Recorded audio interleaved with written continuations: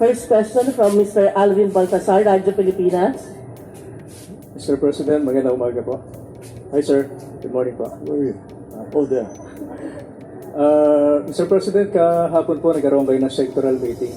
At ang pagkakasabi po kahapon ng BPI, mukhang nailatag na po sa inyo yung mga indicators para ma-lift yung price cap sa bigas. Ano pong desisyon nyo bukol dito, sir? Well, I think it's the appropriate time since namimigay tayo ng mga bigas.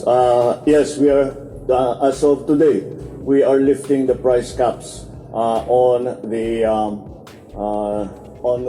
rice, both for the regular milled rice and for the well-milled rice. So, tinatanggal na natin yung mga control. Pero hindi ibig sabihin basta't ganun na lang. Dahil kailangan pa rin natin ayusin ang agricultural sector. Kailangan pa rin natin tulungan ang mga pinakamahirap, pinakagutom na para kahit pa paano makaahon sila. So to do that, we have we will continue the assistance that we have been giving to farmers, number one. Also, the assistance that we have been given to those most underprivileged families. Yung sa pinakamababang demographic economic class. Dahil talaga sila ang naghihirap. So, yung ating ginagawa ng DSWD, I think the Secretary will be able to, you want to jump in and say a few things about that? Yes, please, go ahead. Well, alam naman natin na multi-prong approach yung ginagawa natin. Meron tayong naitala na 1 million na food poor families sa buong bansa. Sila yung magiging beneficiaries nung nilunsad ng Pangulo natin na pilot program na food stamps. Pero habang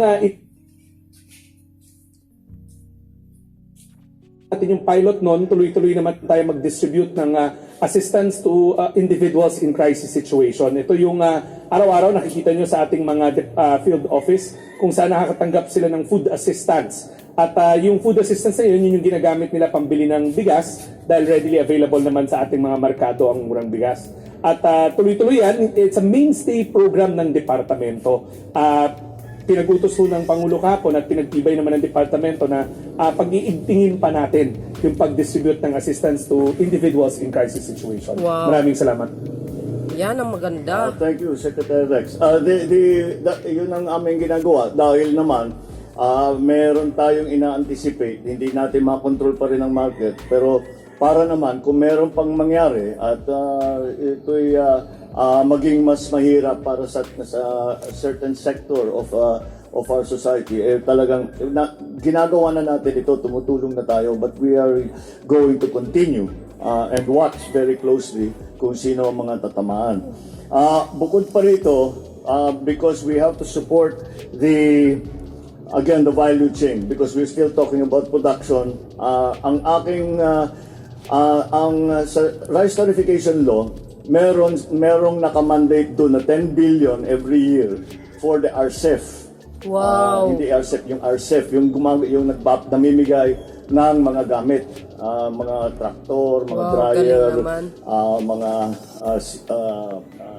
harvester, etc. Ang ginawa natin para matulungan pa yung ating mga farmer, yung lampas dun sa 10 billion, nangongolekta ang rice tarification. Ang 10 billion nun, linagay na kagad para sa makinarya, para sa processing ng mga farmers. Ngayon, yung sobra na nakolekta, which this year is 12 billion plus, ay dapat bibigay din natin, pinagatian natin, bibigay natin sa farmers pati. Pero yung iba dun, i-apply na natin, isasabay na natin para makapagpamigay pa tayo ng mga gamit para sa ating mga magsasaka, para sa ating mga mangingisda.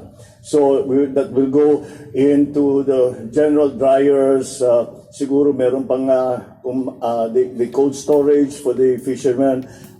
So the RCEF, from only the expenditure of 10 billion, it will now be 22 billion in that regard para bumilis nga talaga ang pagtulong sa ating mga farmer. Bukod pa doon, there is, nung tinitignan namin kahapon yung statistics, ang problema talaga ay dito sa NCR. Dito mataas ang presyo ng bigas. Sa ibang lugar ngayon, pag tinitignan natin ang presyuhan, mas mababa na sa price cap. Kaya doon sa ibang lugar, medyo maayos. But that's natural. Dahil nasa city tayo, matagal bago dumating ang bigas dito at nagiging mahal ang transportation, storage, processing fee dahil doon. Tama. Kaya tumataas naman ang presyo dito sa NCR. Correct. Kaya naman, I'm happy to announce na I gave instructions to the Speaker of the House of Representatives, Speaker Martin Romualdez. Sabi ko sa kanya, we have to do something for NCR. Wow. Kaya nagbubuo ang House of Representatives ng isang programa na para sa mga NCR congressmen. There are 33 NCR congressmen.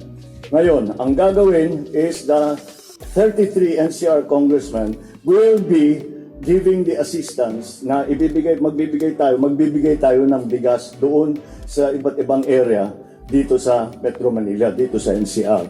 So that's another measure that we are undertaking para naman hindi basta pinabayaan na, basta maayos na yung price cap, alisin na lang natin, tapos na. Hindi pa tapos to. Wow. Marami pa tayong ginagawa para tiyakin na ma-maintain nga natin ang presyo. Ma-maintain. Ang supply hindi talaga problema. Ang supply talaga hindi problema. We have, I think, presently, close to 40 days. Packet lang ng packet, umaani tayo. So, so we are lifting the price cap. But besides that, we are taking other measures para tulungan ang ating mga farmers in terms of their equipment, their processing, etc. We are also concentrating on the NCR because that is where the prices are most volatile and are highest. So doon tayo mag-concentrate una. We will pilot that project for the 33 NCR districts, NCR congressmen, na makapagbigay ulit tayo ng bigas, and the RCEF that we are going to use is going to be the totality of the collection of the rice tarification law. So doon natin ilalagay lahat. Wow. Galing naman. That's my Last question from Jean Mangaluz, Inquirer.net. Hello. Good morning. Hello. Good morning, sir. Can we get a reaction to the recent Pulse Asia survey that shows your lowered approval ratings? Thank you. It's not surprising. People are having a hard time. Because yung hirap na bigas ito eh. Ibang usapan pag bigas. It's different from anything else, any other agricultural product. I completely understand it. And that's why we're working very, very hard to make sure that this comes up again. Not because of the survey. That's not important to me. What's important to me is that we make sure that people have enough to eat and that it is affordable to them. And kaya hindi mo masisi ang tao. Talagang naghihirap sila. So that's why we are doing all of these things. That's why we're doing all of the things to try and maintain the prices at a level that is affordable to our people. Yun lang naman talagang kailangan gawin. And I think we are slowly heading there dahil ang supply natin napakaganda. Distribution siguro meron na tayong ginagawa doon sa pasto para sa cost ng pag-deliver ng bigas, lalo na sa mga malalayo. NCR is included there. Meron tayong project dito sa NCR. May program tayo dito sa NCR. So that's perfectly natural. It's not a surprise, put it that way. Thank you, Mr. President. Thank you, MPC.